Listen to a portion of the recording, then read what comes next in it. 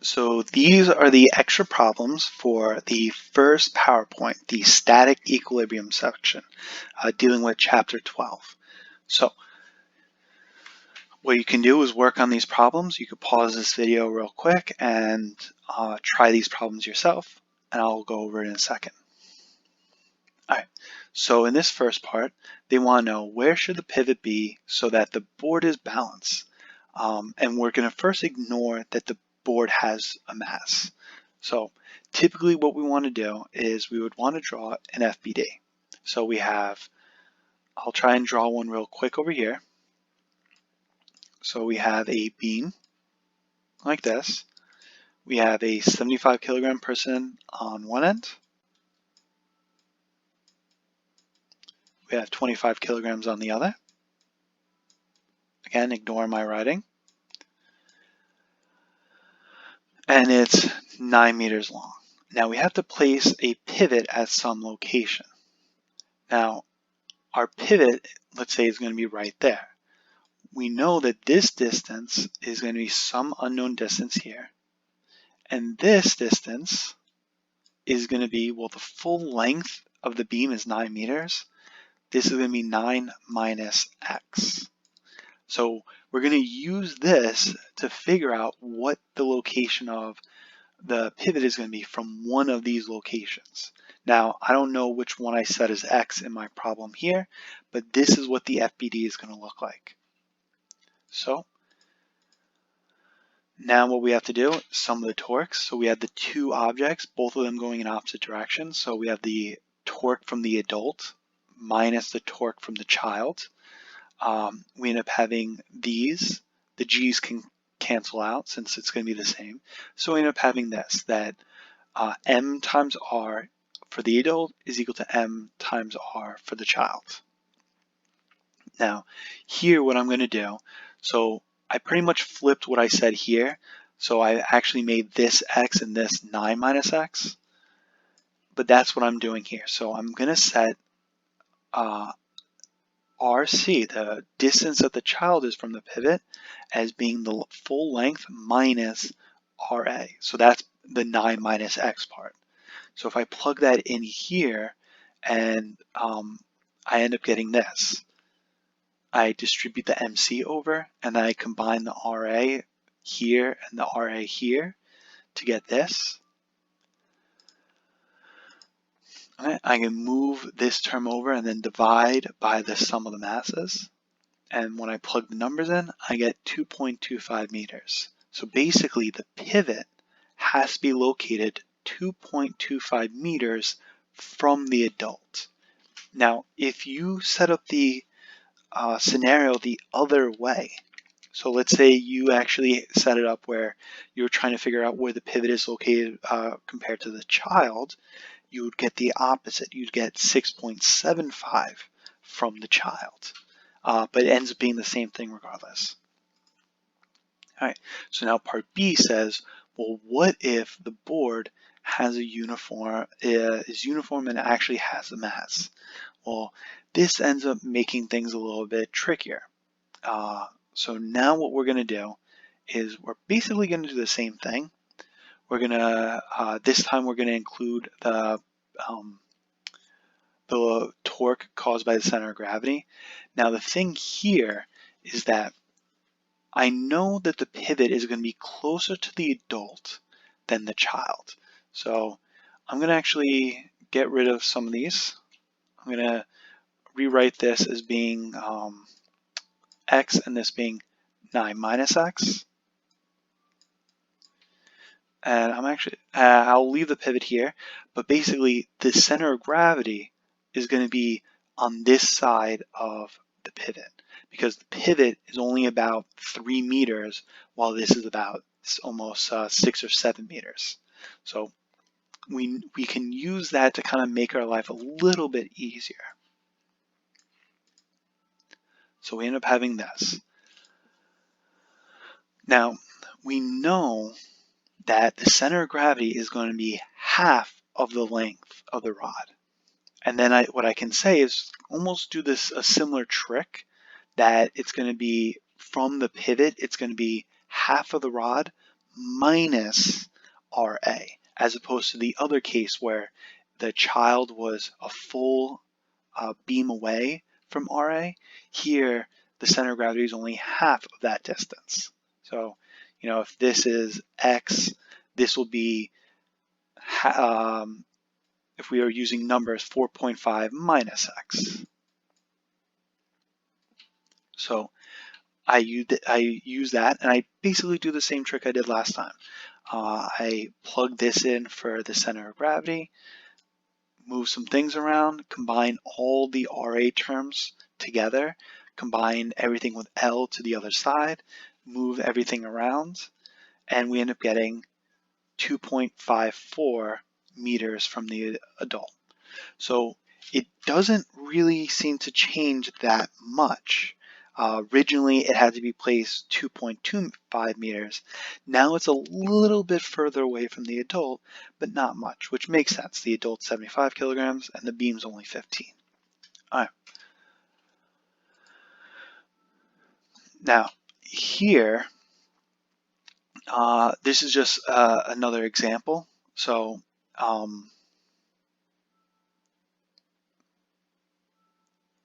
yeah, so this is kind of going what I was saying before, that the way we set it up was based off of our understanding of the diagram, that the pivot was going to be between the center of gravity and the person.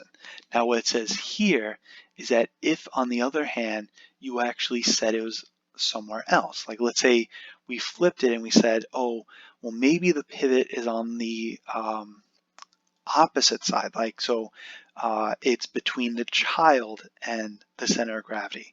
Well, it would turn out that we'd end up getting this. Now the problem is that doesn't make sense. That would end up leaving us with a contradiction. So this is kind of the way that you'd be able to check that, to make sure that you're not, that the way you set up the problem is on the right track. All right, so this is actually a problem that everyone's probably experienced before, but imagine we have a table and there's an overhang on these tables and a person is going to sit on this, and we want to know how close to this edge can the person sit before it tips over. Again, I'm sure everyone's done it before where they've sat somewhere, tipped the table, and then they've sat a little bit further back and figured out where they could sit without tipping. So pause the video and work on this yourself. We'll go over it in a second.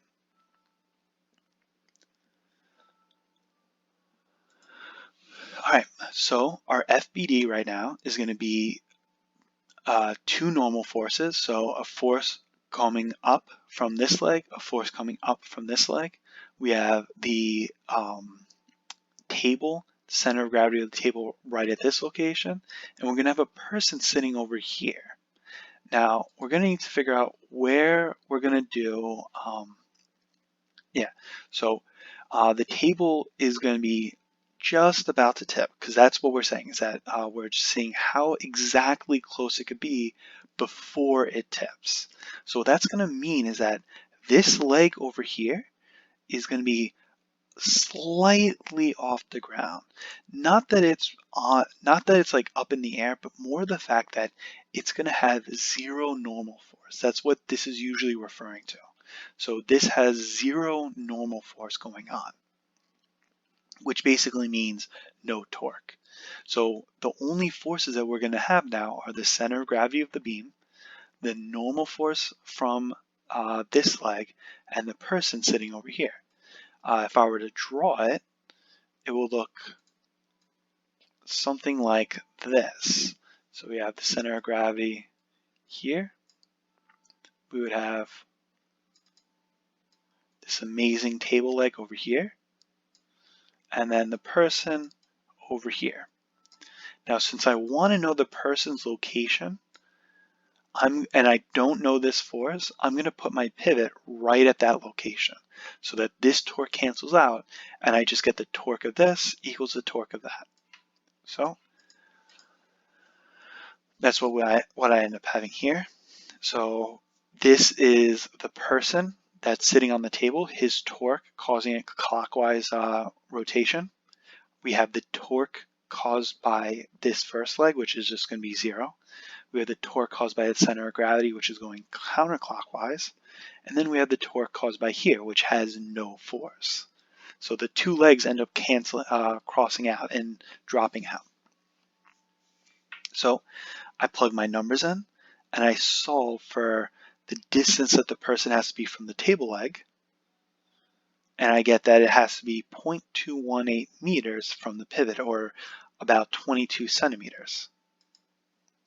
Now, the thing is, I want to know how far from the edge. That's what this question is asking. It's extremely important that you're paying attention to what exactly is being asked. So from the leg to the edge of the table is 50 centimeters. So removing that 22 centimeters, I get 28 centimeters. So the person would sit 28 centimeters from the edge of the table. If he does that, it will not tip. Any closer, and it will. All right, so again, here's a little virus, meaning you don't need to worry about this, but you can work on this if you want. So pause the video, and we'll go over it in a second.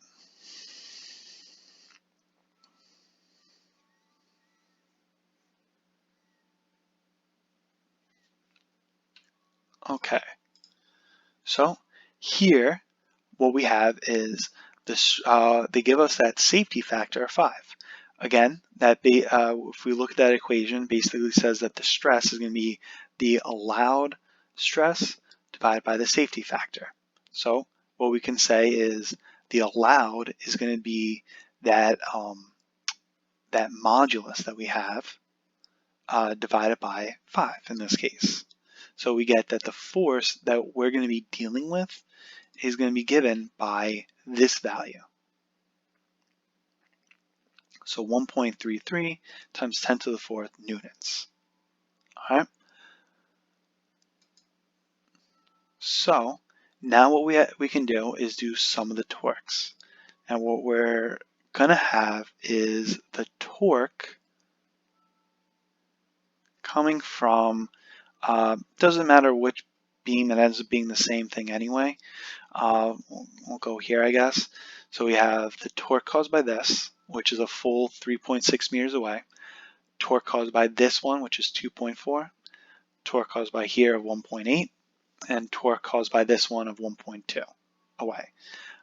This one's going counterclockwise, and these three are all going clockwise. So we end up getting this.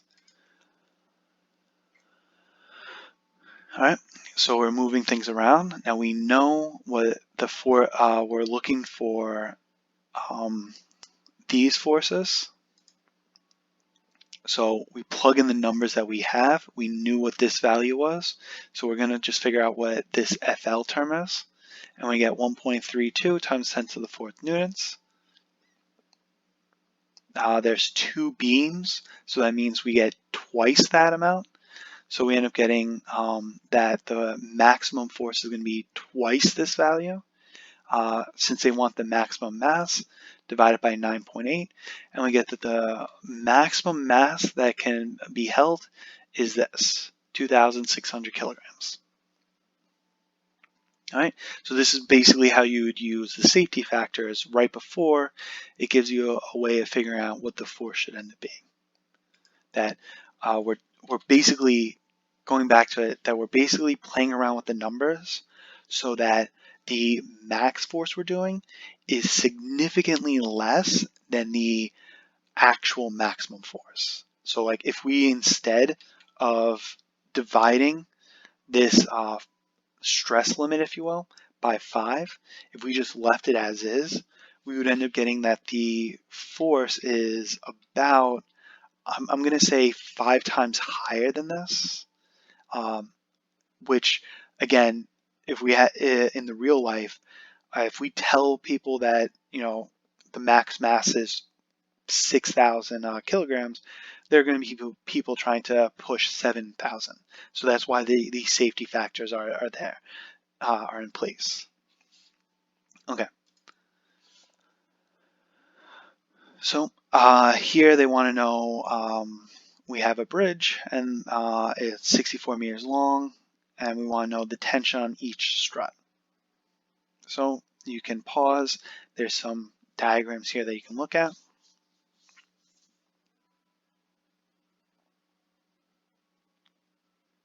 All right, so these FBDs are extremely important when you're doing these things.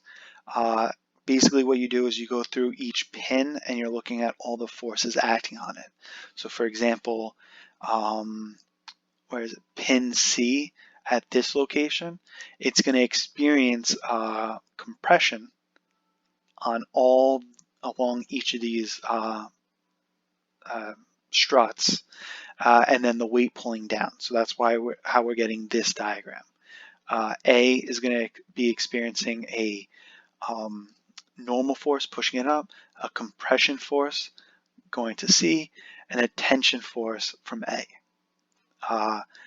And then also same thing here, pin B and pin D are essentially mirror images of each other. Again, there's going to be a tension force and a compression force. So one of the things that we can assume right off the bat is that the mass at joint C is going to end up supporting that because of this, F1 and F2 is going to support half of the weight because of the symmetry. You know, everything about this is symmetric. So if the weight at this location is mg, these have to be equal to half mg. We can kind of see that from some of the torques again. Now, what we would have to do once we know that F1 is half of the weight of the bridge, what we then do is go through each of these diagrams and we do some of the forces. So I can take this FAB, split it into an X and Y component. I can set F1 equal to the Y component of FAB and the X component of FAB equal to FAC. So that's what it's saying here. This is dealing with the Y component. So we end up getting that FAB is going to be equal to this relation, which means FAC is going to be equal to this.